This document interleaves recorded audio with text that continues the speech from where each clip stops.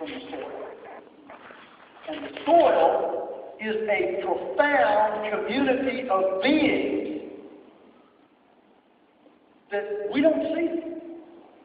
You know, if you could look at an electron microscope with Elaine Ingham of the Soil Food Web Guru or Pat Richardson of Texas A&M, look at their electron microscopes, and you look in the soil, and what you see, you know, coming in at like 6 o'clock, you know, into the view, into the screen, is like a four-legged, you know, kind of big old fat blue thing, you know, he's kind of walking along. He's grazing, you see him fling saliva, you know, and he's kind of grazing on some cilia here, and, you know, he's moving along.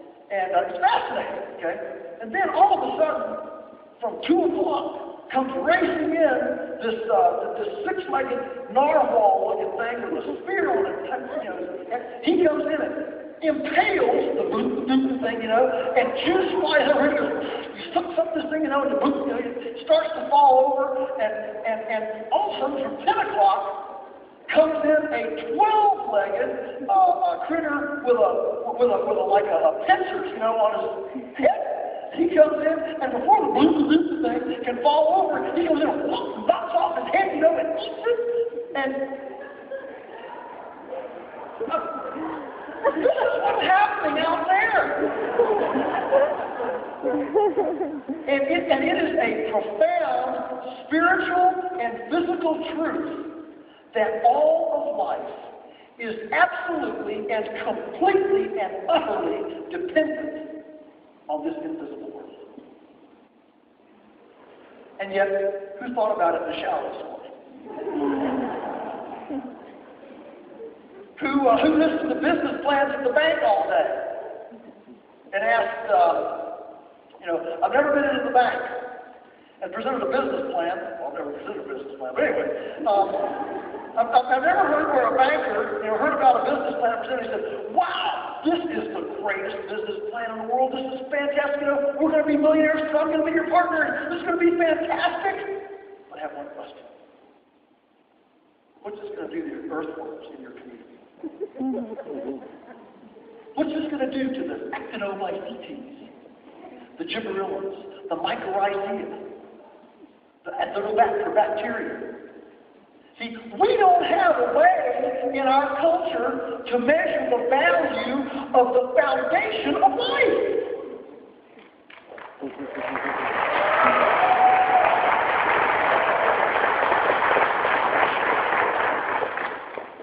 And so, what we've done in our food system right now is we have created a system that, just like you and I are tempted usually to disembody ourselves from everybody's problems. Our food system seems to want to be able to disembody itself from the soil. And I would suggest that a local food system fundamentally recognizes that the economy of a food system, the community of a food system, the security of a food system, indeed the health of any community is based primarily on soil development, not soil depletion, on soil health, the health of this community of beings. When we talk about community and building community, does anybody think about the actinomycetes? I mean, in one double handful of healthy soil, there are more beings in our community than there are people on the face of the planet. In one double handful of healthy soil. And the only way that they can be truly stewarded and taken care of is when we localize our decision-making to where the decisions that affect them are made as close to their community as possible. Not in some ivory tower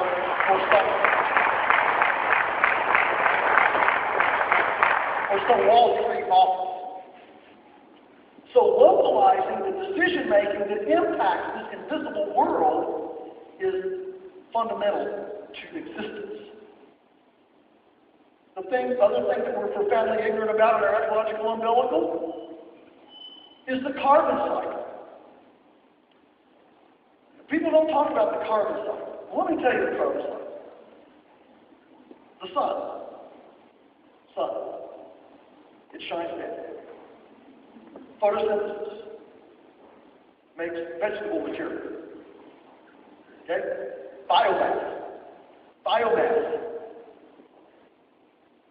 gets pruned, eaten, burnt, or whatever. Biomass, carbonation biomass, decomposes, adds carbon to the soil, which feeds the actinomycetes and the mycorrhizal, all that stuff. All right? That then in turn helps the soil to help the plant to take in more solar energy, which can make more biomass, which can decompose. Okay? This is the carbon cycle. All right? This is the carbon cycle. And we have a food system right now that is completely translocating the carbon from here, moving it over here in such huge quantities that whereas in nature, the carbon always pretty much cycles, fairly close to on-site. I mean, there's nobody around to move it around too much. Now, we are taking the carbon cycle developed rich soils of mid-America, developed over eons with buffalo, herbivores, perennial disturbance, and rest. And we're taking that carbon and we're exporting it to concentration camp, fecal factory houses, and to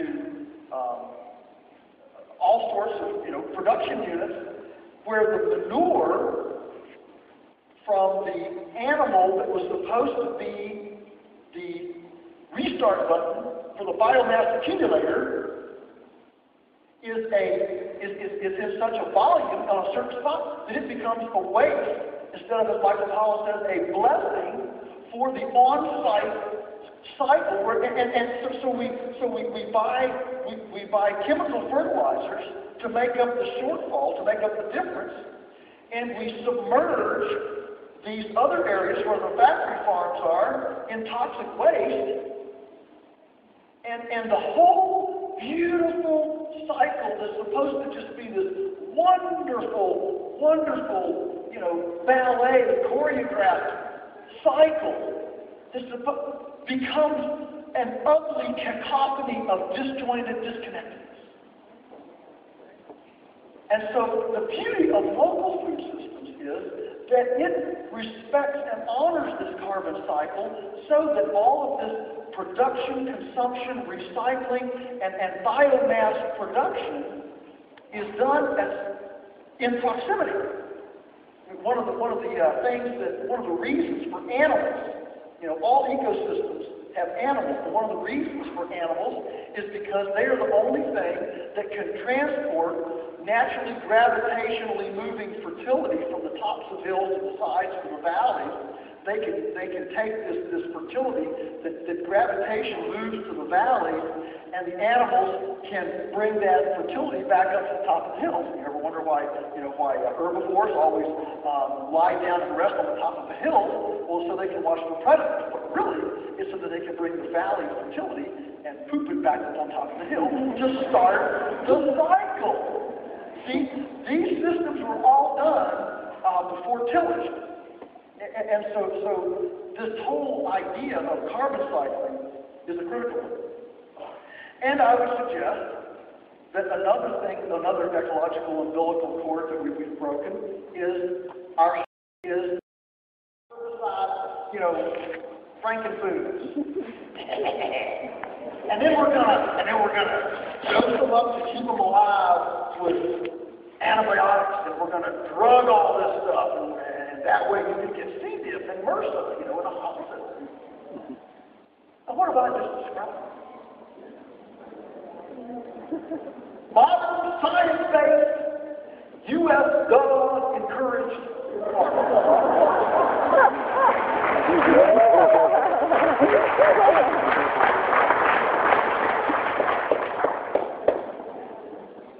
What we want to do, folks, we want to create a terrain on our farms that builds immune systems instead of breaking down immune systems. And local farming is inherently different because when you have a short chain of custody and you have a transparent system, which is the foundation of accountability, which is the foundation of integrity, to subsist and to find customers, local farms with a short chain of custody and transparency are inherently pushed toward being aesthetically and aromatically, sensually romantic. Because they're close to their constituents. They're close to their patrons. People live next to them.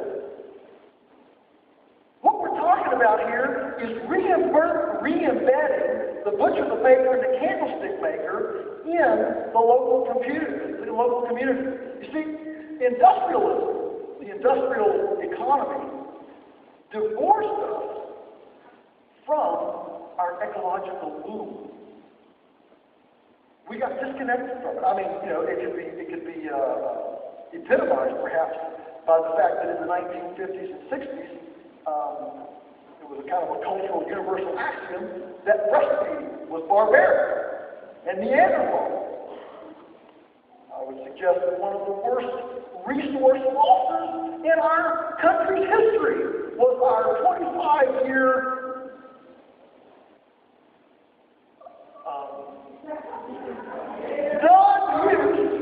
non-use of all these wonderful breasts out there that never got used.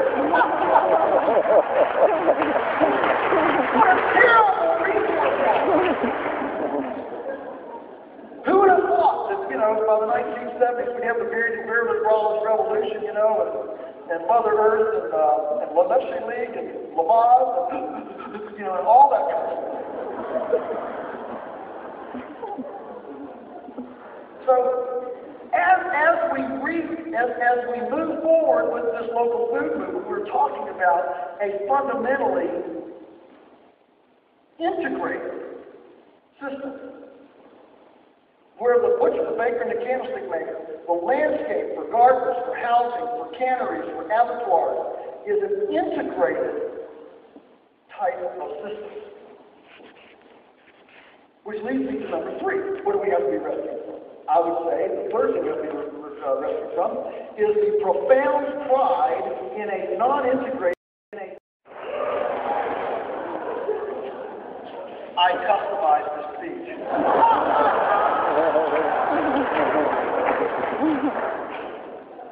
We think it's great to board our horses and build stables, but we won't let farmers board interns. We join CSAs, Community Supported Agriculture, but won't can, freeze, pickle, lacto, ferment, dry, or otherwise preserve seasonal bounty. We think localization is up to that guy. See, we're not disembodied. We don't cover overall this stuff.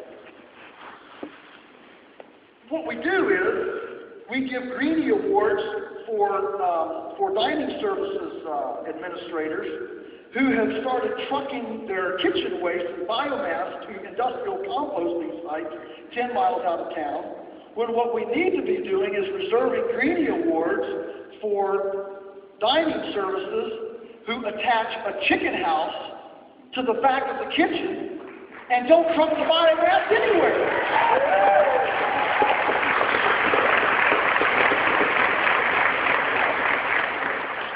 You know, if every kitchen in America had enough chickens attached to it to eat all the kitchen waste coming out of that kitchen, and I'm talking about condominiums, get rid of the parakeets, put in 2 chickens, you know, they're a lot less noisy, and they lay eggs. If every kitchen, I call this kitchen chickens, right? If every kitchen had enough chickens attached to it to eat the waste stream out of that kitchen, which, by the way, was the historical function of poultry until cheap grain, created by cheap fuel and machinery, we wouldn't even need to take this stuff to a composting facility and spend the diesel fuel and use up road space to transport it, and we wouldn't have to have an egg farm bringing fragile, watery orbs, you know, into the dining services to use. You see what I'm talking about, an integrated system? And yet most people would look at this thing, oh, we can't have chickens. You know, I wouldn't send my kid to a child test chicken on the campus.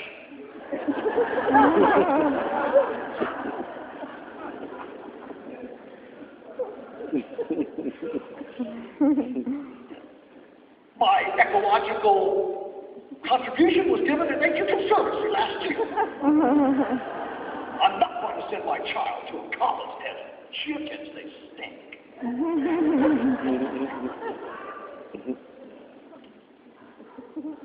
By the way, I need to go buy some more dog food and clean up dog spots.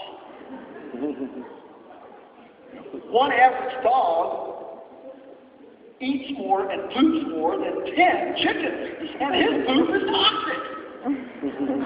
Chicken, you can almost eat that poop. I mean, that's good stuff.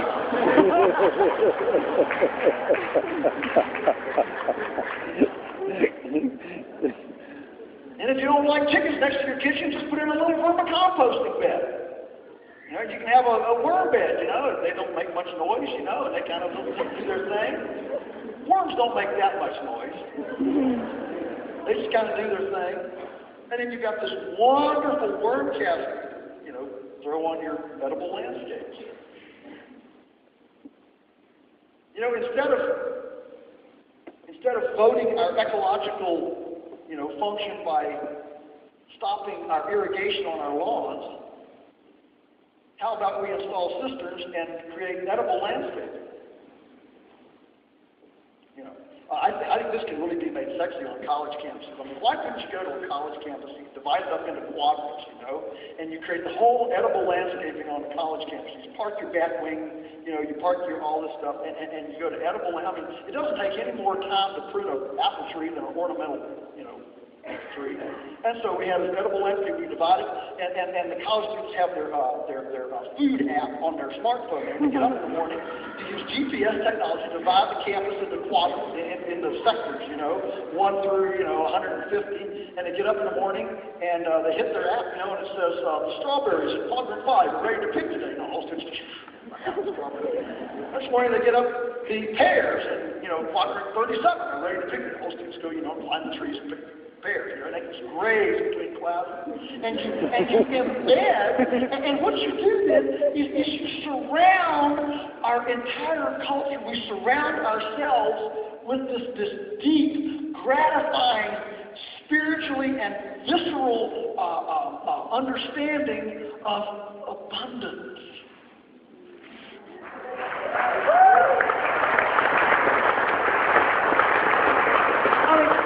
Aren't you tired of being told we're running out of everything? I mean, they're real, okay? But we have to envision a nest of abundance that we create right here. It's not up to that guy. It's not up to that guy. It's up to us. That's the point. You know, we need to take, you know, all our exercise machines, you know. They don't do anything. We need to tie those machines to water pumps for rooftop green biomass garden collection. We're there pumping that bicycle, and it runs fans from the solariums on the south side of all of our buildings. You know, solariums that we can grow vegetable mix in February, so we can shut down the trucks coming from California to bring us, you know, 98% water leaves. And we can grow them right there on site. We're sitting there exercising and running fans to bring the solarium heated air into our house. We can shut down the propane and the heating bill on our building. We know how to do this stuff, and in the summer, when we're exercising, the fans are on the other end of the house where we have vines and vine structures, bringing the cool, 20-degree cooler air that's cooled by transpiration from the leaves in the other way and cooling things down. Okay? I mean, we know how to do this. This is not difficult. Again, you just have to say this, that industrial organics is not the answer rather than locally produced. What we need to be doing is using raw, local produce, what this means is that as we get this visceral attachment to our food, it means, necessarily, I hate to tell you this, get ready for this, it means that all of us have to put attention on rediscovering domestic culinary arts.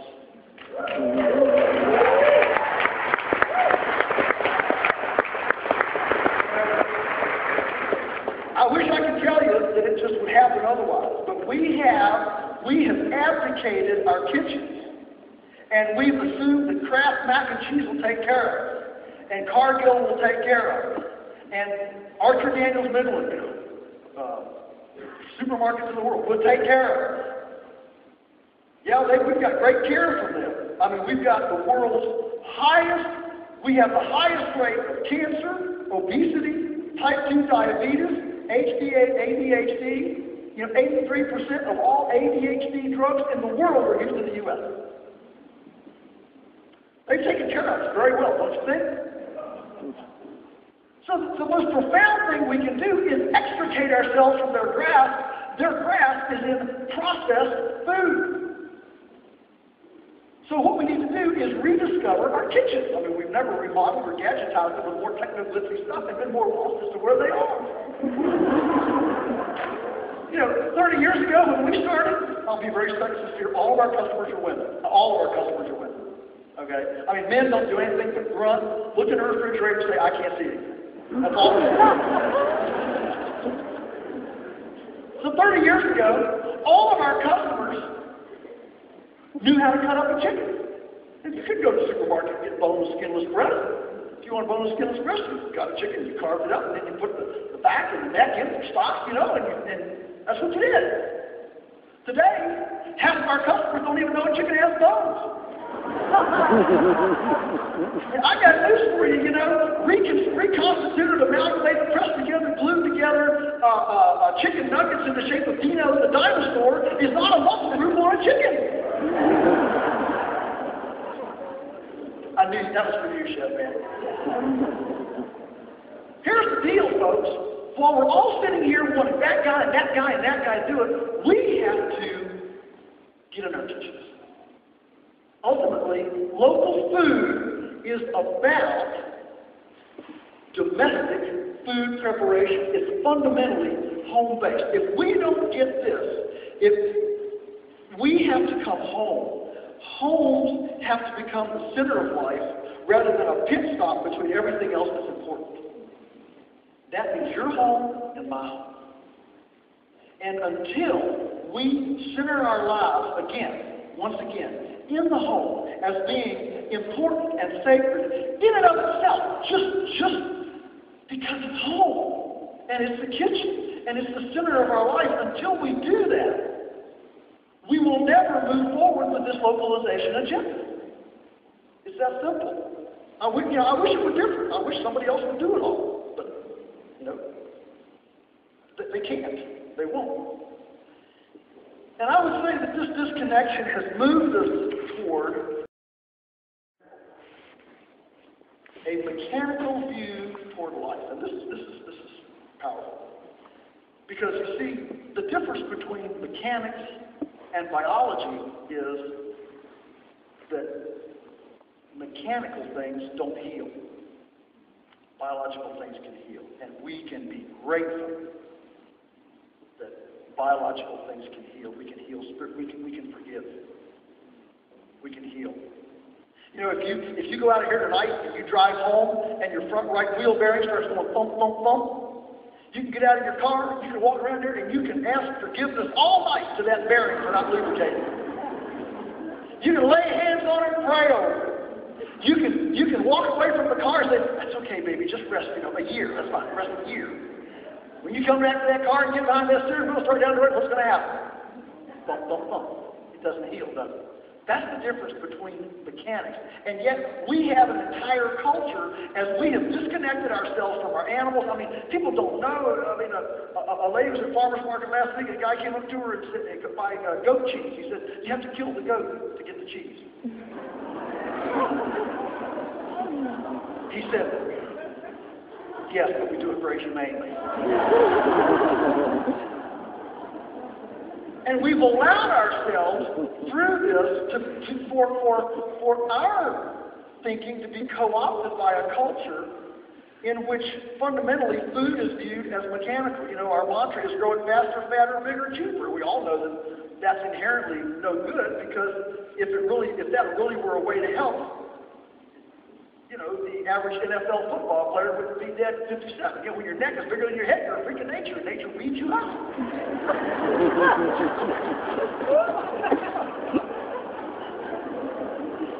So we have this food system that doesn't ask whether it's important to honor the pigness of the pig and the chickenness of the chicken. We just view life as so much inanimate piles of protoplasmic structure to be manipulated however cleverly hubris can imagine to manipulate it.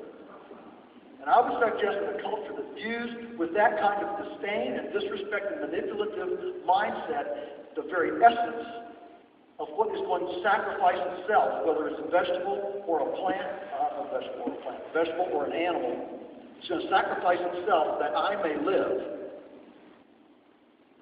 is going to view its citizens with the same amount of disdain.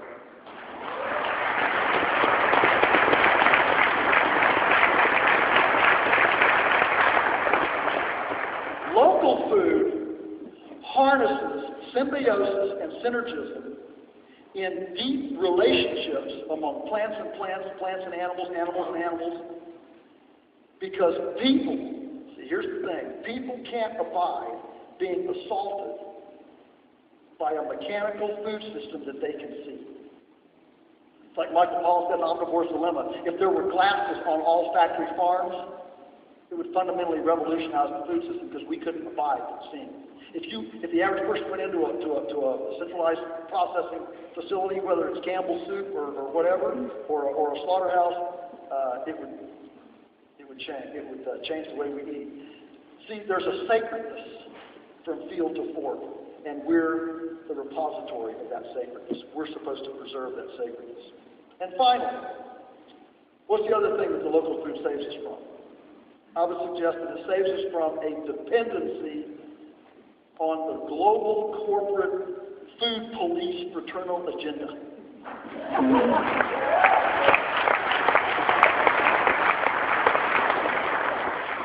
I mean, the fact that the Iraqi Constitution that we won in liberating Iraq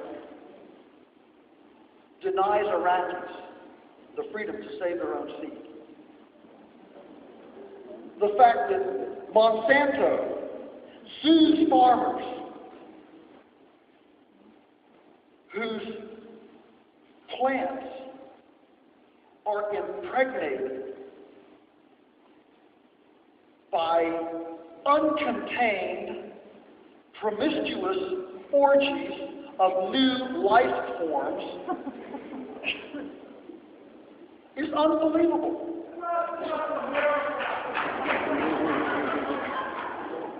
The fact that food safety regulations are prejudiced against local systems because they describe performance-based success based on volume for inspector day. You know, the fact that our culture now considers it perfectly safe to feed your kids Cokes, Twinkies, and Cocoa Puffs, raw milk, compost-grown tomatoes, and Aunt Matilda's pickles, hazardous substance. I don't use the word conspiracy as soon as you use it, you're a crackpot, so I don't use that. So I call this a fraternity of ideas. And the fraternity of ideas is this. First of all, that sterile equals safe. Now, folks, I got news for you. You and I aren't sterile. Now, I just thought of this. If we keep eating like we are, we will be. Sally Fallon, the founder of the Weston A. Price Foundation, says, you know, we're going to all win as the next generation because the way the country is eating, and with the sperm counts going down so fast in industrial food, we'll be the only side that procreates, so we'll just take over by default.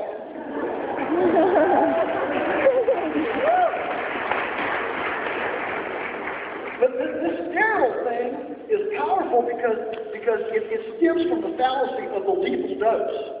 You know, anything that doesn't kill you dead right now is okay, as long as it's a lag time, we're fine.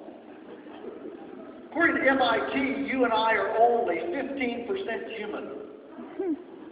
We're 85% bacteria. How does that make you feel? I'm convinced you went to the average, downtown sidewalk, and the soccer mom and said, man, you realize you've got 3 trillion bacteria inside of you. You say, well, cut me open, pour in the fine salt, get the antimicrobial soap, flush me out. Well, let me tell you, we're pretty dependent on those microbes. We better be glad we have them. We are not sterile. And so what we want is food that is living. And as we move to locally based, living food, there's a clash between this sterile idea and heritage-based traditional food. Because we really want to eat food that'll rot. I mean, if you don't put cheese, put a slice of Velveeta on your table. See how long it takes it to grow mold. And take a slice of good local artisanal raw aged cheese, put it on the table, see how long it takes. I mean, it'll come with mold on it. I got news for you. That mold is talking the same language as this community. Not that stuff in Velveeta. I don't know what. We have a culture that has been 5 decades exterminating its indigenous embedded butcher maker and candlestick maker, building up the industrial food system that is so terrible, the consumer advocacy lobby is trying to create more and more and more food laws to protect from this opaque mass of industrial food. And meanwhile, this next turn of the wheel, this next innovative cycle has got squashed in a one-size-fits-all regulatory structure that doesn't allow embryonic prototypes to innovate and come access the market. And so, I like what Sedgwick, Maine has done. Sedgwick, Maine has created a free food commerce clause within their town. That if anybody grows it and processes it and sells it to somebody that comes to them in their town, it's none of the government's business.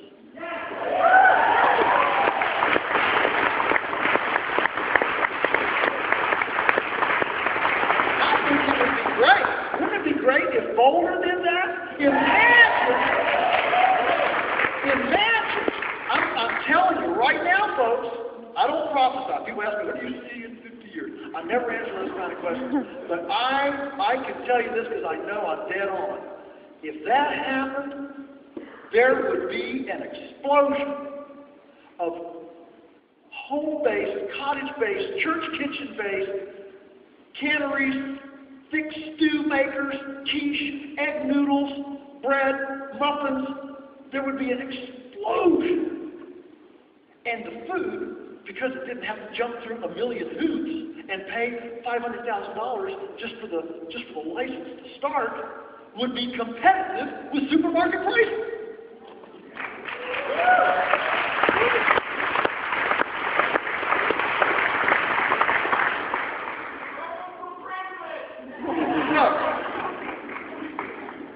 Got to close. All right. So I've got 3 things that each of us can do. You ready for this? As we move this, I hope I've made the point that we need a local food system to rescue us from something. We've got issues that need a solution. All right. And if you don't see those issues, then you're a Monsanto plant. All right. So here are some things that we can do. All right, just some real quick action steps. Number 1, get rid of your TV.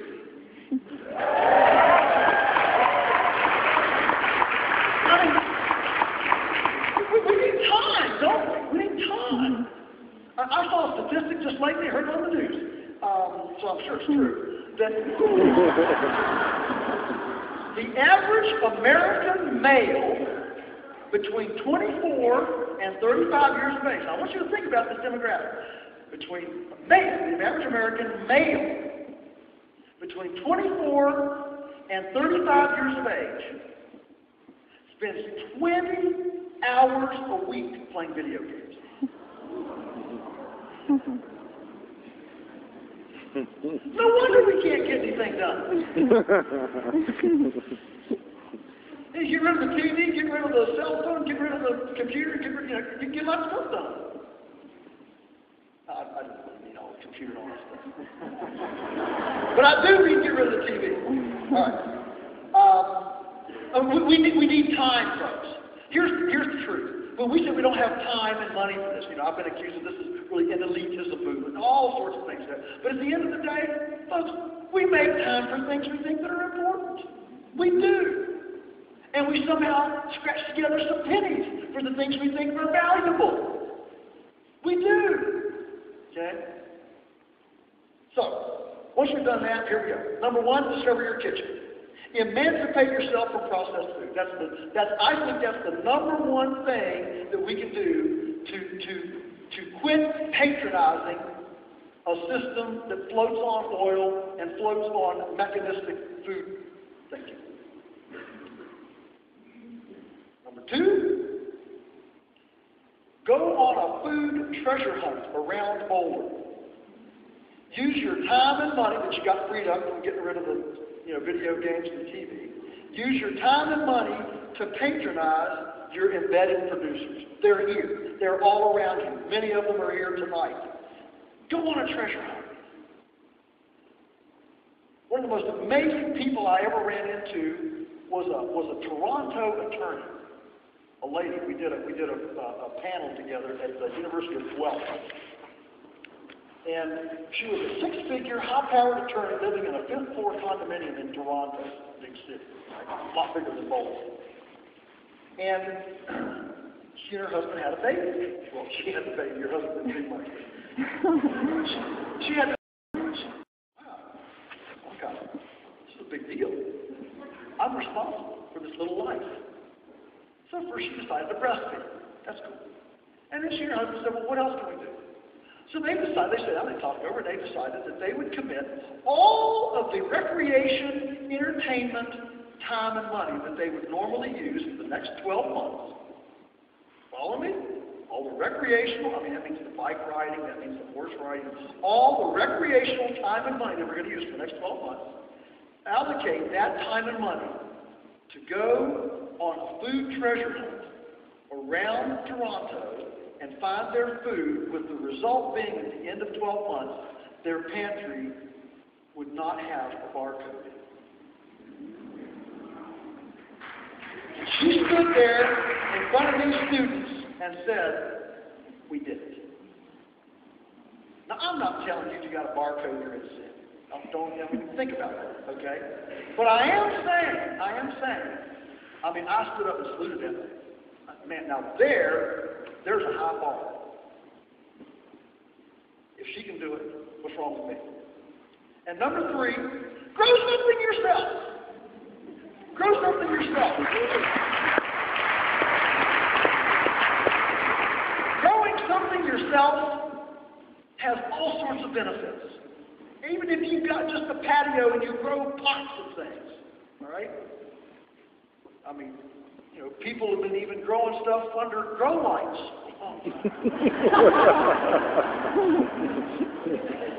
Grow something yourself. You know why? Because it does a lot of things. It stimulates the immune system. When you get your hands in the dirt, and you get some little splinters and little scratches, it creates immune response that exercises your immune system. So you're building your immune system. It gives a humility toward a design that's much bigger and grander than us. And that's a good thing.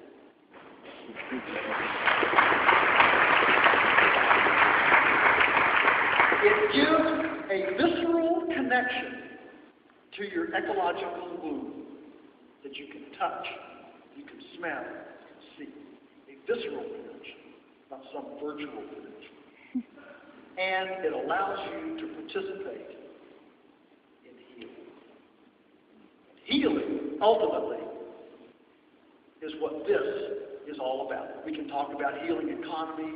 We can talk about putting people to work. We can talk about growing soil. We can talk about connecting carbon, growing biomass. We can talk about hydrating the landscape. All of this is about healing Boulder.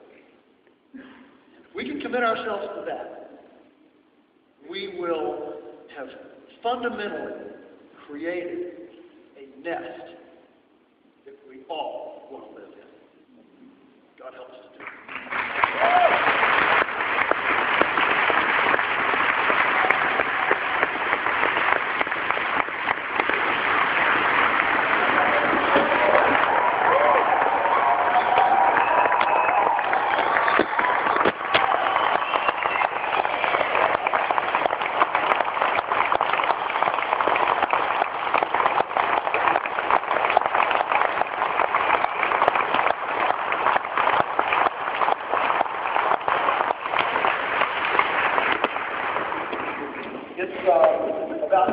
Thank you so much. It's about 9:15. Michael says 15 minutes for Q&A, and we will 15 minutes for Q&A. We have to leave, but I'll stay here for 15 minutes because they're not going to let me get in the car for that long. So I'll stay, and then we'll have a blessing at the end. So here we go.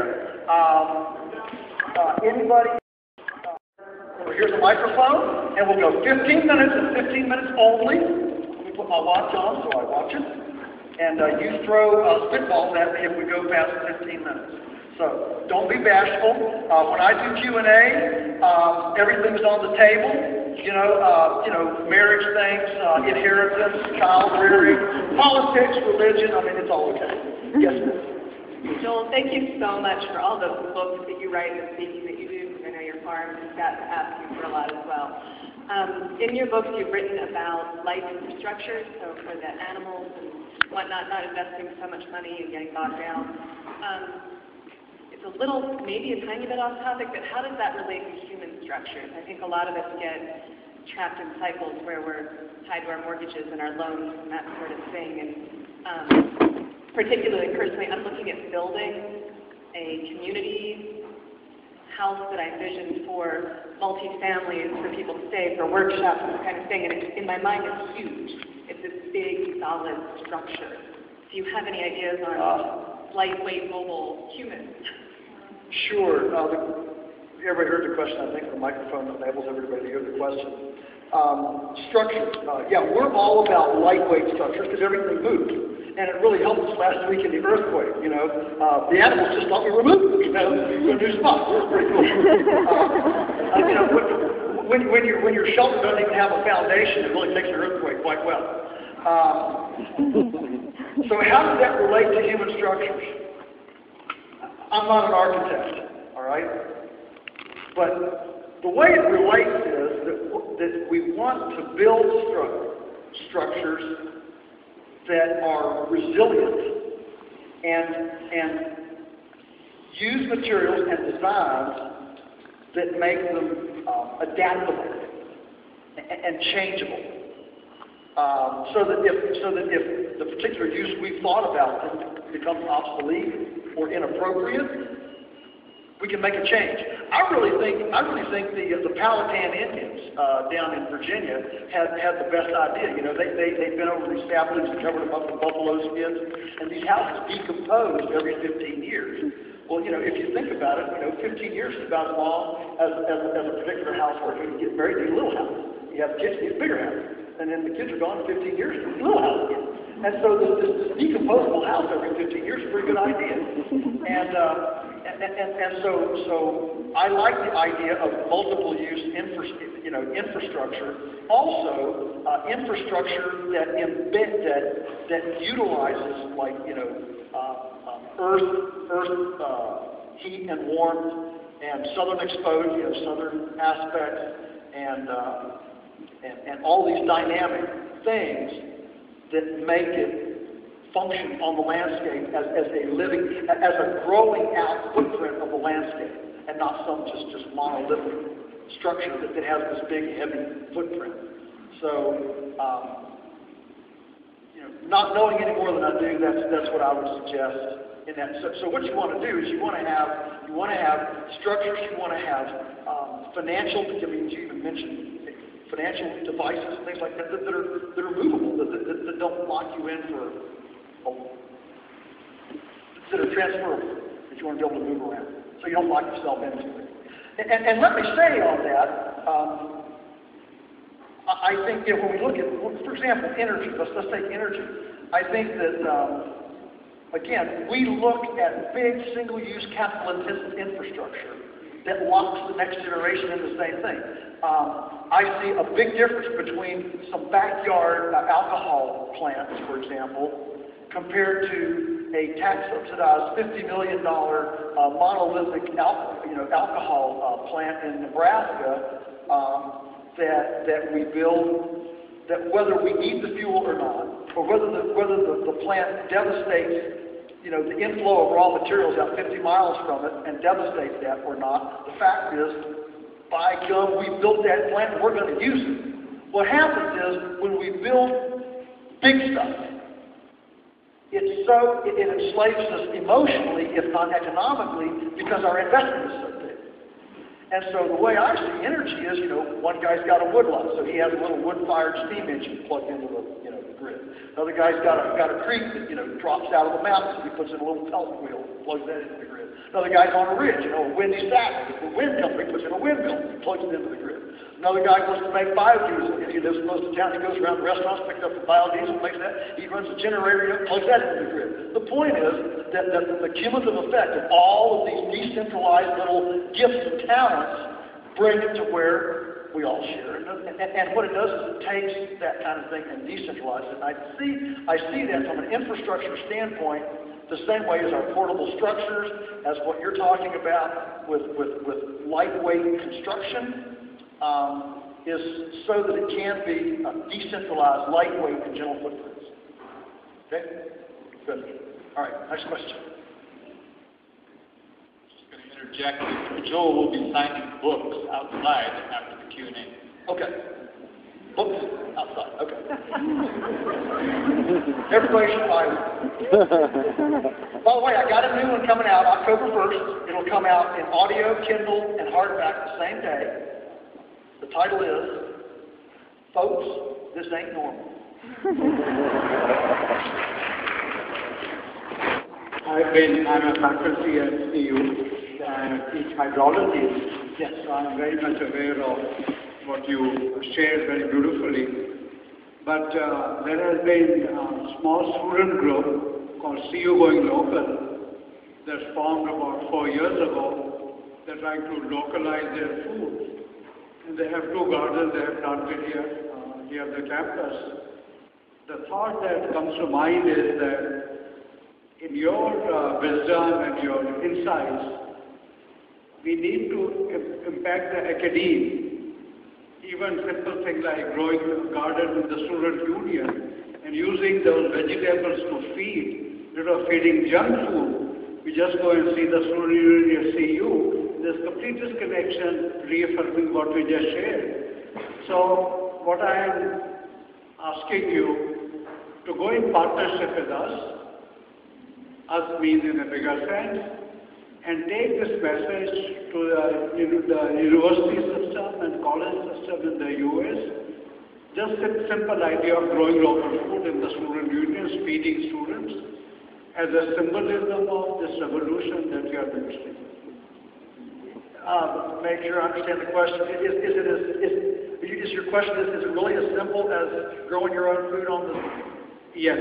You just in the Institute of Technology, we had a conference last week, and we talked to the director of Student Union, and she showed us their garden in the Student Union, and she said, students, when we feed them locally grown food on the rooftop, they want chicken nuggets, because this is the disconnection. So there is a big education challenge exactly implementing through the education system in a very simple way. I'm not proposing anything complicated, but the impact can be humongous. Yeah. Well, I would simply say that we have a real disconnect in our academic through the neighborhood. But Monsanto allows, our culture has now allowed life to be owned. That's a new experiment in human history. I mean, well, not a new experiment, it's a new experiment on that level. We were doing it in the 1800s and decided not to do it in about 1863. So, we decided not to own life. We thought the question was settled. And now we have a more insidious ownership of life, in which life is traded and sold like so many copper widgets to the highest bidder. It's like prostitution genetics. And nature really doesn't like these life forms. It does a lot to protect nature from these new life forms. So I'm not a friend of GMOs. And you know what? They're never the weak link. Folks, I'll just tell you this.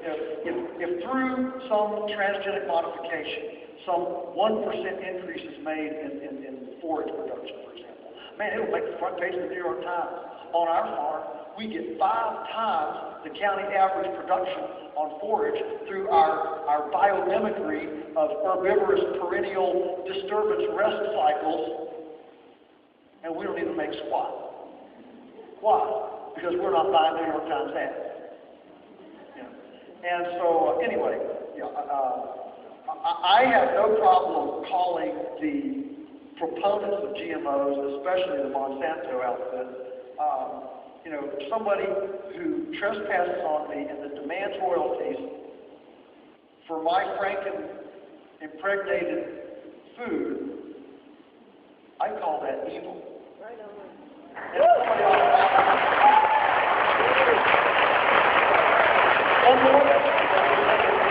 okay, I'm off. Now, may all of your carrots grow long and straight in your backyard gardens. May your radishes be large but not pithy. May your kitchen chickens lay up a storm. May your kitchens crank out the most beautiful culinary arts, and your family be healthy beyond imagination, rosy cheeks, and healthy immune systems. May the rain fall gently on your field, the wind be always at your back, your children rise up and call you blessed, and may we all leave the planet a better place than we found it. Thank you so much.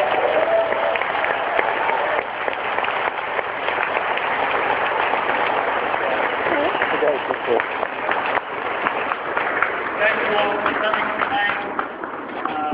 Thanks, Joel, for your very inspiring message. Thanks to the staff of Transition Colorado, Lynette Marie Henthorn, Executive Director, Chris Dwyer, Michael Moss, Lauren Richardson. Thanks to all our sponsors, and thanks to all of you for coming tonight.